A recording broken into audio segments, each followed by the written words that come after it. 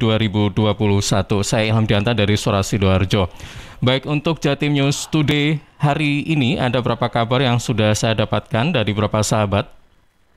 Saya coba buka pertama, ini dari Nabila Khansa, Suara Sidoarjo, yang berbagi informasi untuk bentuk herd immunity. Pemerintah Provinsi Jawa Timur menargetkan pelaksanaan vaksinasi 300.000 setiap hari. Baik, Hansa silakan. Herd immunity atau kekebalan imunitas komunitas atau kelompok, 70% masyarakat harus sudah divaksin. Ini dikatakan Khofifah Indar Parawansa, Gubernur Jawa Timur, Selasa kemarin di Gresik. Untuk mencapai hal ini, maka Pemprov Jawa Timur mentargetkan ada 300.000 vaksinasi per hari. Menurut Khofifah yang Selasa kemarin melihat langsung, vaksinasi massal di Gedung Wahana Ekspresi Seni Gresik targetkan 300 vaksin per hari. Bisa dilakukan bertahap sesuai dropping vaksin di tiap kabupaten dan kota. Dan pelayanan vaksin diberikan tanpa melihat asal atau domisili dari KTP penerima vaksin. Untuk itu, Khofifah mengajak semua pihak bersatu dan bersama dalam pelaksanaan target vaksinasi di Jawa Timur dan minta semua daerah di Jawa Timur belum melakukan vaksinasi tanpa melihat asal atau domisili KTP. Warga tanpa KTP domisili yang sama pada lokasi pemberian vaksin bisa dan berhak mendapat layanan vaksin. Khofifah kembali menegaskan vaksin jadi satu kesatuan dengan protokol kesehatan yang lainnya untuk perlindungan dan keselamatan. Saya Nabila Khansa, Suara Sidoarjo melaporkan untuk Jatim News Today. Baik, terima kasih untuk Nabila Hansa dari Suara Sidoarjo. Hari ini berbagi informasi untuk bentuk herd immunity. Pemprov Jatim targetkan pelaksanaan vaksinasi 300.000 setiap hari.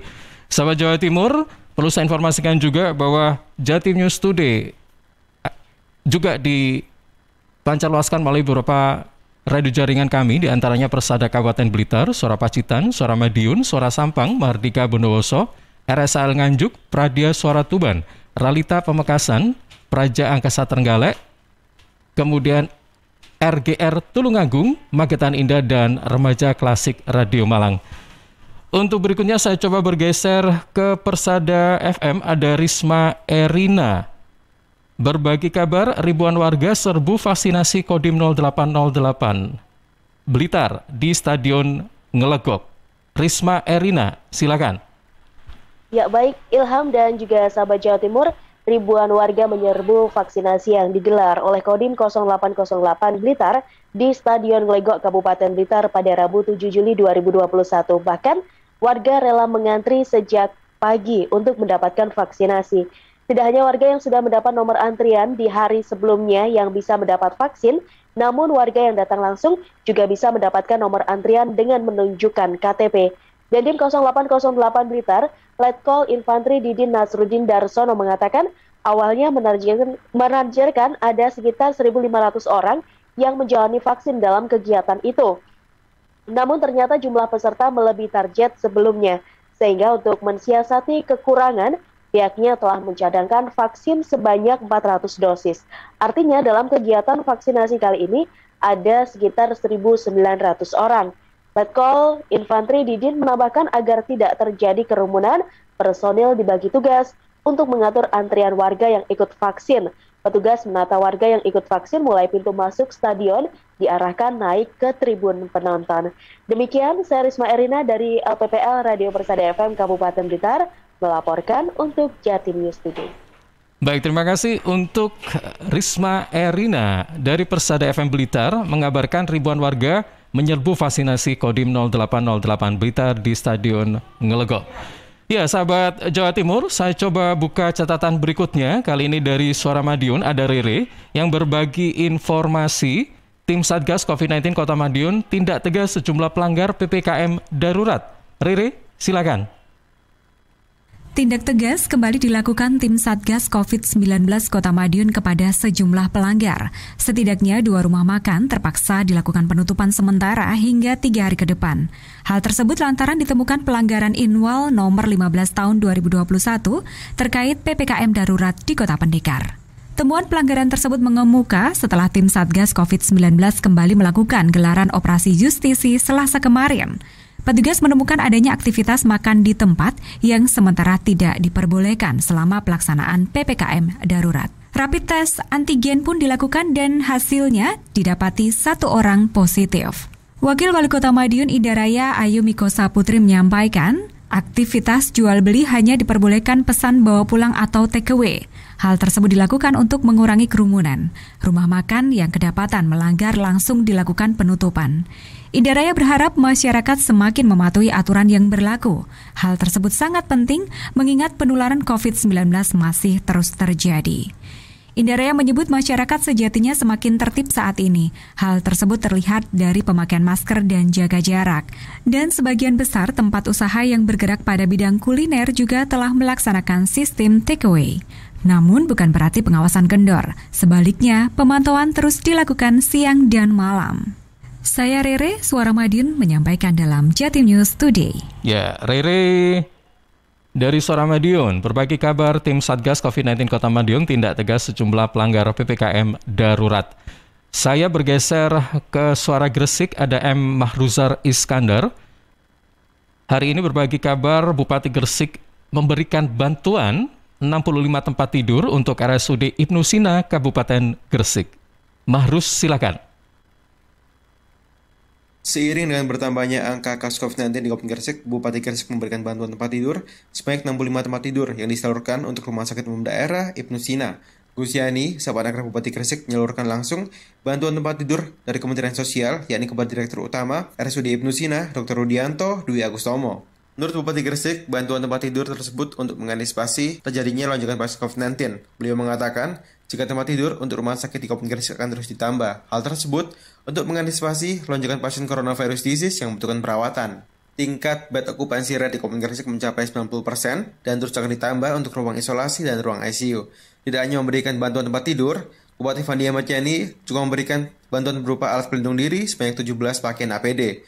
Gus Yani berharap masyarakat Kabupaten Gresik dapat mematuhi prokes yang berlaku di masa PPKM darurat, sehingga lonjakan dapat dikendalikan dan wabah COVID-19 segera berakhir. Saya Ruzar, melaporkan dari Suara Gresik untuk Jatim News Today. Baik, M. Mahruzar Iskandar dari LPPL Suara Gresik berbagi kabar Bupati Gresik berikan bantuan 65 tempat tidur untuk RSUD Ibnu Sina, Kabupaten Gresik.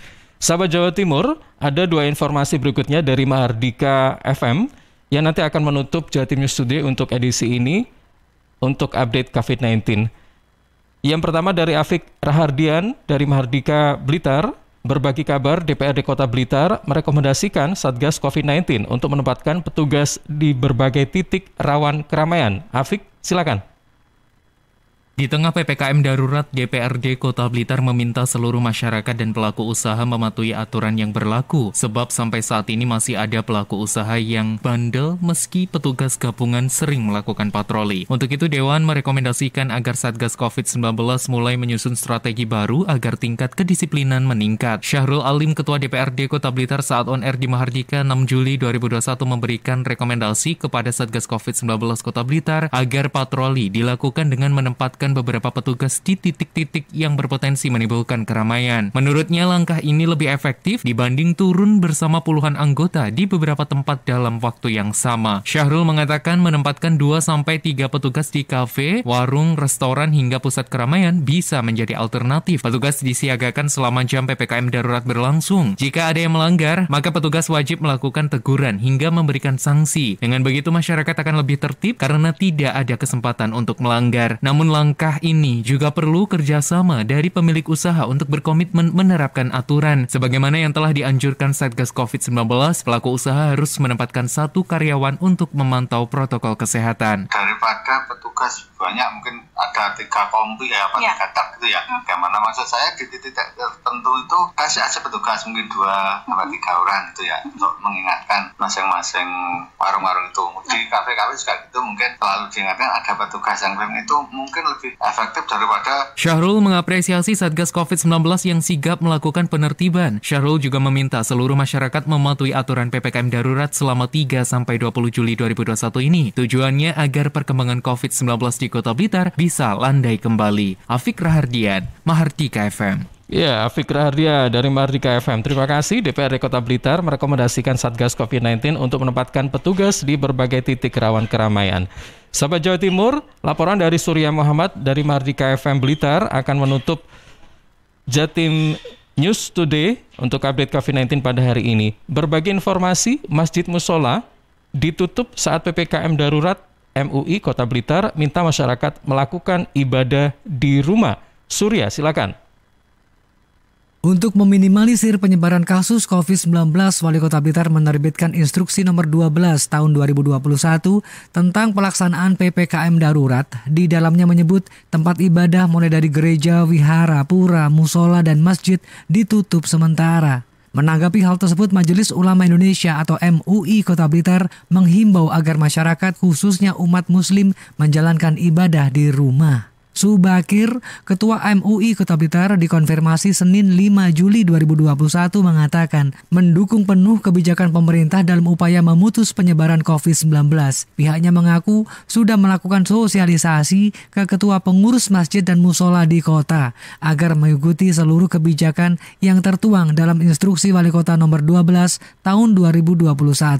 Subakir menjelaskan seluruh kegiatan ibadah wajib atau sunnah dialihkan ke rumah masing-masing, mulai dari sholat jamaah 5 waktu, sholat Jumat, dan lainnya. Namun demikian, pengurus atau takmir masih diperkenankan untuk mengumandangkan azan sebagai tanda memasuki waktu sholat. Muazin juga diharapkan tetap memperhatikan protokol kesehatan COVID-19.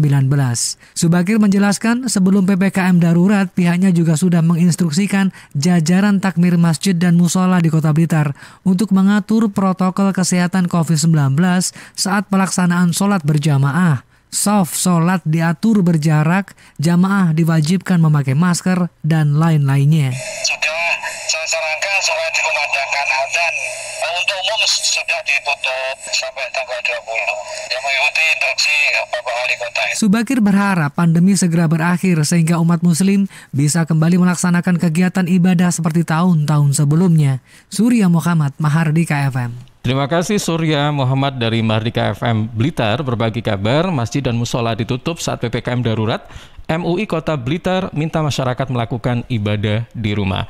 Baik sahabat Jawa Timur, demikian baru saja Anda simak Jatim News Today untuk edisi Rabu 7 Juli 2021. Saya Ilham Dianta, terima kasih dan sampai jumpa. Perkembangan penanganan COVID-19 untuk wilayah regional Jawa Timur sudah sahabat simak dalam Update COVID-19. Update COVID-19 bisa sahabat simak Senin sampai Sabtu jam 11 siang. Persembahan dari Asosiasi Lembaga Penyiaran Publik Lokal Jawa Timur.